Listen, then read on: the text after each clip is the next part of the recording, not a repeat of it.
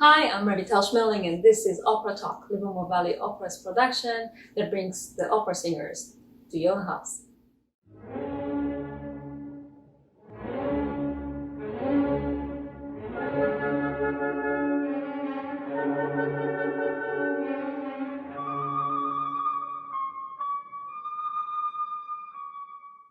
Our guest today has performed all over the country, singing numerous parts.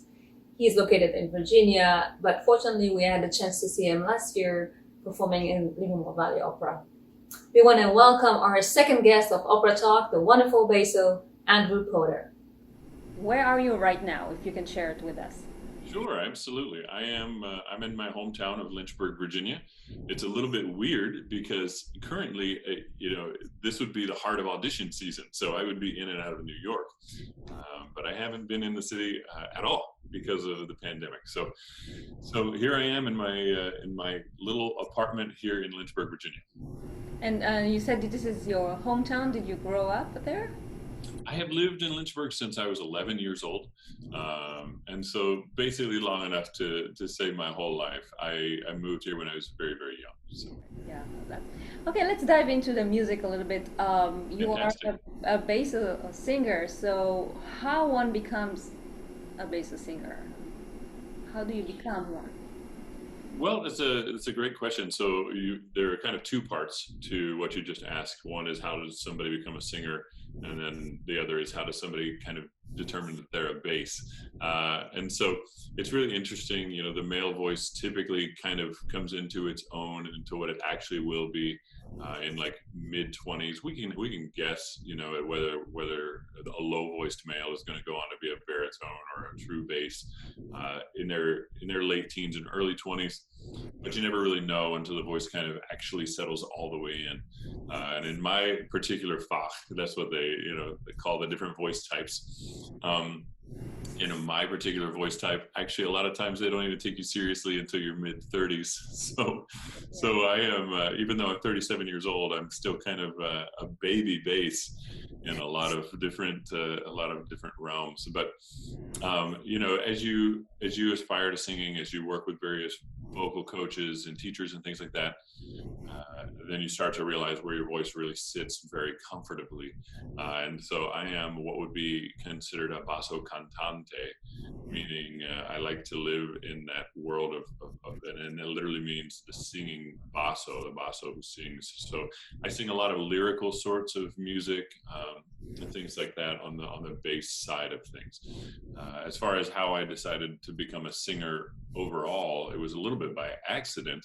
I was an instrumentalist. I was a brass player, and I was in college, and then a voice professor kind of found me in the hallway one day and heard me talking to one of my friends, and he needed some low voiced males, and so he kind of cajoled me into taking some voice lessons, and one thing led to another. I fell in love with it, and now that's what I do. It, so voices need to mature, and I'm thinking about little boys singing in a choir. They might have a soprano or alto voice, Yes. and then in their puberty years, the voice changes and need to settle in somewhere. It can be on a tenor or maybe baritone, probably not bass at the beginning. Do you have some Right. advice for young kids how to survive the years of when the voice changing? What Okay. should they do if you have any advice? Yeah, what a great question. So first of all, when you're talking about boy sopranos, I was one. I used to sing in the choir when I was a little boy, and I was a boy soprano until my voice shifted. And so I sang that kind of soprano land until I was like 11 or 12 years old. Um, and then when my voice shifted particularly quickly. A lot of young men go through this kind of vocal cracking phase and things like that. I really didn't deal with that very much. It just was like one day I just boom, and then it felt like it was overnight. I'm sure it was over the course of a month or two, but it was very, very quick. So my advice is very simply let your voice do what it wants to do naturally. That's the biggest advice that I could give to someone going through that, period where the voice is trying to figure out what it wants to do, and singers who have been doing it a while. A lot of us for many years. I had people trying to push me into baritone rep, and I do sing some baritone roles, particularly, that fit me particularly well, but not all of them. And so, so it is a situation where, we find out what feels best, and we allow our voice to do that thing. So if you're going through the phase of your voice trying to figure out, my advice is just do what feels right and try on different things. Your voice is shifting and you're moving into a kind of a lower voice, then try out some of that rep, see how that feels, and vice versa. What about your career path? So you said you were a brass instrumentalist, and then you shifted. So can you tell us a little bit about your university years or education, Sure. and then how did you transition to be a singer? This is a great question. My story is a little bit different, actually, because I went to school right out of high school, went to college right out of high school, and it just wasn't really for me at the time. College was a little bit too much freedom for me at the time.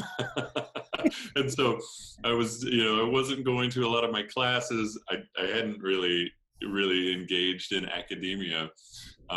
And so I left college and I took some time off, and I went into kind of the career field, did some marketing things, did some sales sort of things. And then through a series of many crazy events, which I won't regale you today because that would take a long time, but I went back to school to finish my music degree. And that's where I found singing. I went back for brass performance. I was a tuba and a trumpet player, and so I went back, and that was the plan. That's what I was doing. And then the voice teacher found me, and from there, I started getting involved in a lot of the opera performances that were there at the school. We had what was called opera workshop at my university. And I was involved in a few different shows. The first role that I ever sang was actually Puba in the role in the Mikado. So that was kind of an interesting experience, and I kind of fell in love with being on stage and the craft. And so I started really working hard and honing things. I actually stopped working full time and going to school full time, and then switched to part-time work so that I could spend the rest of the time practicing. And then from there, I did what is very typical, which is a lot of the young artist routes right out of college, and I just kind of hit the ground running, and so worked my way up through very, very small houses, like non-paying gigs and things like that, just to get an opportunity to sing and build a resume, and to then being able to sing full time. Okay, so let's see just one of the examples of a role that you did. We're gonna see you singing Zarastro, which is from the Magic Flute, by Wolfgang Amadeus Mozart. Can you tell me a little bit about what we're gonna see, because it's a unique production? If you can tell us a little bit about the set that we're gonna. Absolutely. So this this is a very interesting concept, but it actually went over really well. This is by a director named Josh Shaw at Pacific Opera Project, and he is, well, quite frankly, he's a genius when it comes to updating concepts, trying on new things. So, as you know, the Magic Flute is done often, and it is a concept that kind of does need to be updated a little bit for a few different various reasons. So he got the idea of having a Nintendo version of the Magic Flute. Okay. And so what you're about to see is the Magic Flute that we put on, and the character of Zarastro was actually is Donkey Kong in this version, and the title, the name of the character was Zarastro Kong. So pretty crazy, but the entire concept was actually Tamino was Link, and the Pamina was Zelda. And so it was this entire journey of Link trying to get to and rescue Zelda. And it was a fantastic concept. I really, in the beginning, I wasn't sure how it was going to work. Yeah. But it just went gangbusters. People loved it. The reviews were fantastic. And so you're about to see me dressed in a gigantic monkey suit, dressed up as Donkey Kong, singing one of the most iconic bass arias of all time. Okay, let's see it together. Jokes about bananas.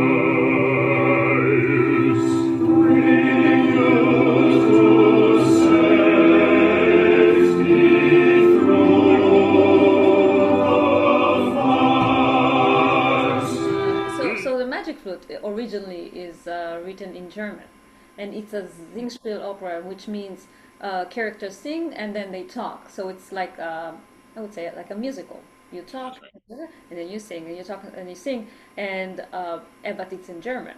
So here in the United States, they translated it a long time ago. So here, oftentimes it performs in English. What do you prefer? Do you prefer the German for you to sing? Do you prefer the German version or English version? Wow, what a phenomenal question. So always I tend to think that whatever language the opera was written in, the composers had in mind the voice that they were writing for. So the German of the Magic Flute sings very, very well, and it sings a bit better than English translations and things like that. That being said, there are some things in the German language that I think we've moved on from. Some different concepts like misogyny and thinking that women are worthless, to issues of race and racism and things like that. So one of the reasons that you'll often find that the Magic Flute has been updated is to evolve away from some of those concepts. But just from a singer standpoint, from the way that it feels in my throat, I would prefer to sing it in German. Yeah. It's funny because our first guest, Nicola, I asked her, what's going to be the worst language for you to sing in, and she said English. So that's interesting. It's not so easy. It's your English language is extremely difficult to sing in. Yeah, that's interesting. So you mentioned before this is supposed to be an audition season, but you're at home now because of coronavirus. Can you elaborate a little bit about that? What does it mean, audition season? Because we, the kids here, don't know about it. If you can talk about it, what's your path? What do you do if it's an audition season? What does it mean? If you can talk about it a little bit. Sure, absolutely. So a couple of times a year, and more so in the fall than the spring, before the pandemic, the various companies from around the globe would often converge on New York. And so singers like me, we would wind up being in New York a lot of the fall season, because That's when a lot of the companies come to hear new singers, hear singers that they have not heard before, or maybe a singer that they haven't heard in a while, or to listen to a singer that they have in mind for a particular role. And so audition season just simply means this is when the bulk of the auditions actually are occurring. Last year it was a busy audition season for me. I think I had like 19 different auditions in the professional auditions in New York.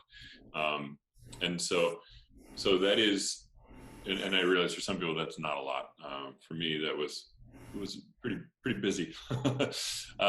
And so audition season is just a simple term that we use as singers to say, hey, this is when we're going out and trying to find work. And then from there, these companies will then go back, decide based on what they've heard from various singers around the world that come to New York to see who they're going to choose to fill these different roles. And when you are, let's say a company wants to take you to sing, is that going to be for this year or next year or in 2 years? Great question. It varies.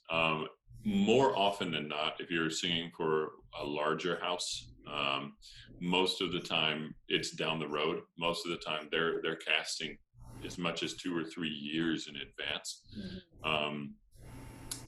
Often, though, it happens that something happened and somebody can't do it, and now they're listening for a bass to sing this one particular role for upcoming in this season. So it really does vary, but on average, you're at least looking at next season's productions, if not the year after that. Interesting. Okay, so you know how your next 2 years. Sometimes like the next 2 years are lined up for. Ideally, yes, but again, this is one of things have changed so much. I was booked about 20 months out when this pandemic hit, and of course all of that work is gone. It's kaput. I still have some contracts that I'm guessing are intact for late next spring.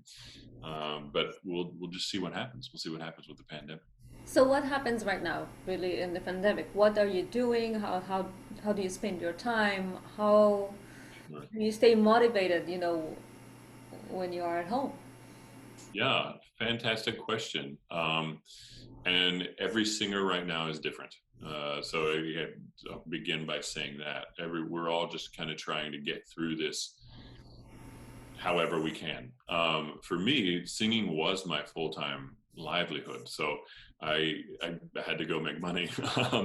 And as I mentioned very briefly earlier, in that interim between school, I had gone into sales and marketing. And so in this interim window, I have actually relaunched a marketing company called Matchlight Creative. We do branding work and website work for people and things like that. And that's just what I'm doing to move through this season until we get back on stage, because we currently don't know when that's going to be. I was in the middle of singing a commendatore at Indianapolis Opera when all of this kind of fell out, and that was March. And then we all thought, well, it'll be over by June or July. And then it was like, oh, well, surely we'll have a fall season. And then it became, oh, well, the Met just canceled the rest of 2021. So there's really no telling how long we're going to be in this little bit of a holding pattern. It is important to me that everyone remains safe, and I'm willing to do my part, whatever that means. So in answer to your question, I'm running a marketing firm right now, and waiting to get back on stage. Good. And do you have time to practice? Oh yes, yeah. That is kind of a non-negotiable, because again, I still do have some active contracts out there in the spring, some roles that I really hope stay. That those shows continue to happen.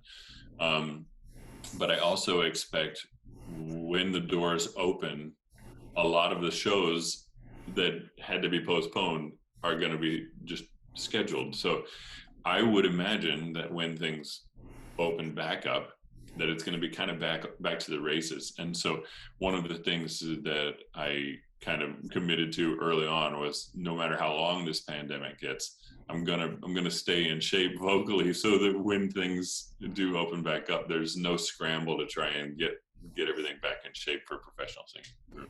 So we talked a little bit about you keep practicing. Can you maybe demonstrate like one or two exercises of your warm up or something? So a lot of times I'll do vowel intervals on the way down, something like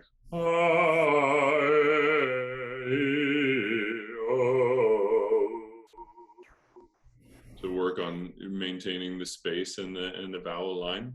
I have another fun little exercise that I do. Actually, one of my first voice teachers taught to me in order to keep the space behind the consonant. It's a pattern of singing beady bop boop bop bee bop a dee dot dee. So it's like a little bit of like scat and jazz, and it goes beady bop boop bop bee bop a dee dot dee, beady bop boop bop bee bop a dee dot dee. And it's because constantly when we're singing, we have to maintain the singing space behind stuff that's happening here with consonants. So, so after opera singers warm up, they go to stage, they need to sing, but they also need to do something else. They need to do something called acting. And sometimes the directors, they ask singers to do weird thing like singing in different positions or singing while doing crazy stuff. And so we're gonna watch you now singing the role of Dulcamara in the Winter Opera of St. Louis production of L'Elisir d'Amore. And, we'll see what the crazy thing the director asks you to do. Great. L'amore mia, sei giusta, la gioia è il mio comando, io distillo il piacer, l'amor l'avviso come l'acqua di rose. E ciò che adesso vi fa maravigliar nel giovinotto, tutto portento egli del mio decotto. Pazzie! Voi dite incredibile la pazzia, sapete voi dell'alto mai potere, gran valore dell'elisir d'amore della regina Isotta. Isotta, io non ogni mistura e ogni cotta. Che ascolto, io ne morire modesto l'elisir. E nella chiesa, e adotte nell'affetto di non so qual crudele. Di Languiva, sospirava, senza ombra di speranza, e per avere una goggia del farmaco incantato, vende la libertà, si fe soldato.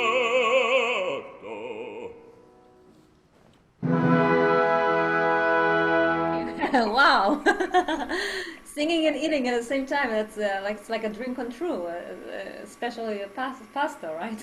Oh, I loved that production. I think I put on about 20 pounds by the end of it, though. You have to probably, I don't know, train yourself in the rehearsals with the real pasta, no? Oh yes, yeah. They brought in the pasta to start working on singing through it. Honestly, before we even got into the final room runs, it was because you are breathing around it, and but thankfully, we made it through the entire run of shows and rehearsals, and I did not choke a single time, which is it's fairly miraculous. Yeah, it is. Very talented. So that's one funny thing. And then can you maybe think of the weirdest thing you had to do on stage that happened? The weirdest thing happened to you on stage. It doesn't have to be like the director saying maybe something happened, a mistake. The weirdest thing that ever happened to me on stage. This one's easy.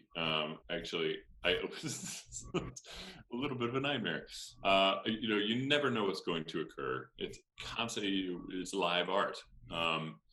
And the first thing that comes to mind is I was singing Colline in La Boheme, and it's the scene where he and Chonard are fighting right before I lost my light here.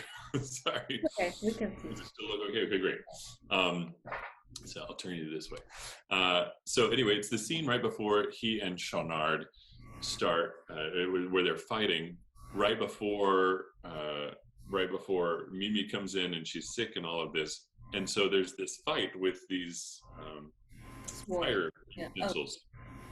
And one of the directors had me jump up on a chair, which is typically fine. But literally in performance one night, I jumped up on the chair and the chair blew apart. And if you know the opera, literally moments after that moment, I have to sing a very heartfelt and kind of piano sort of aria. Yeah. Last year you performed with Livermore Valley Opera and the opera Eugene Onegin by Tchaikovsky, and let's watch part of it and then talk about it.